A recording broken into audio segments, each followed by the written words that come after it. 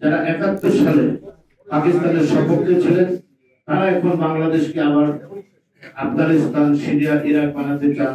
আমরা কোনো অধর্মবন্ধ কোনো মৌলবাদীদের খপ্পরে বাংলাদেশ যেন না যায়। এই সরকার আসার পরে কিন্তু ৬৫০ গার্মেন্টস ইন্ডাস্ট্রি ইতিমধ্যে বন্ধ হয়ে গেছে, আরো গুলো বন্ধ হয়ে যাবে। অতি দ্রুত ফেব্রুয়ারি কেন ডিসেম্বর নির্বাচন করে জাতিকে মুক্তি দিতে হবে। এই অন্তর্বর্তীকালীন সরকারের প্রধান কাজ হওয়া উচিত শেখ হাসিনা সহ যারা এই ৩০ লক্ষ কোটি টাকা লুট করে নিয়ে গেছেন তাদের বিচারটা করা উচিত। তাদের অর্থ কিভাবে আনবে, তাদের এই দেশের সম্পদ গুলো কারা কারা সহযোগী ছিলেন এদেরকে চিহ্নিত করা, এটি হলো প্রধান কাজ। কখনোই তারা জনগণের পক্ষে না। আজকে তারা আবার জনগণের সপক্ষে না এসে তারা আজকে জনগণের কথা বলছেন, কি সংস্কারের কথা বলছেন। আজকে দেশের মানুষ আগামী দিনে খেতে পারবে না।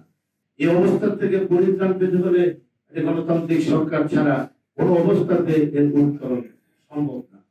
আজকে সেনাবাহিনী বারবার বলেছেন যে আমরা নির্বাচন সহায়তা করার জন্য প্রস্তুত, কিন্তু যারা আজকে নির্বাচন চান না, যারা সংস্কার চান, বিভিন্ন আরেকটি নতুন রিপাবলিক চান, আরেকটি সংবিধান রচনা করতে চান, আর সংবিধান রচনা করলে সাংবিধানিক বিধিবিধান রচিত হবে সংবিধান সংসদ ছাড়া, জনপ্রতিনিধি ছাড়া তো হবে না।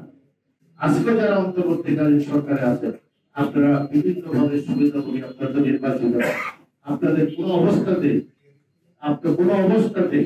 আপনারা সংবিধানের মৌলিক পরিবর্তন করার কোন অধিকার আপনাদের নেই।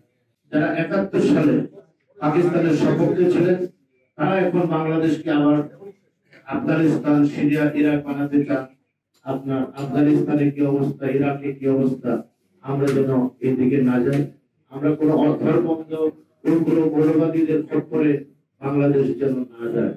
অতি দ্রুত একটি নির্বাচন, একটি টাকারও বিনিয়োগ আসছে না, কোনো বিদেশিরা বিনিয়োগ করছে না, এদেশে সমস্ত কলকারখানা বন্ধ হয়ে যাচ্ছে।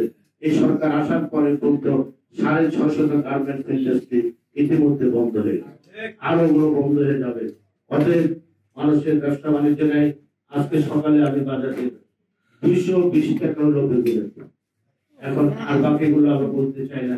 মানুষ কিভাবে খাবে, কিভাবে চলবে এর প্রতি আরো কোনো নজর নেই। অতএব অতি দ্রুত ফেব্রুয়ারি কেন ডিসেম্বর নির্বাচন করে জাতিকে মুক্তি দিতে হবে, এটি বলে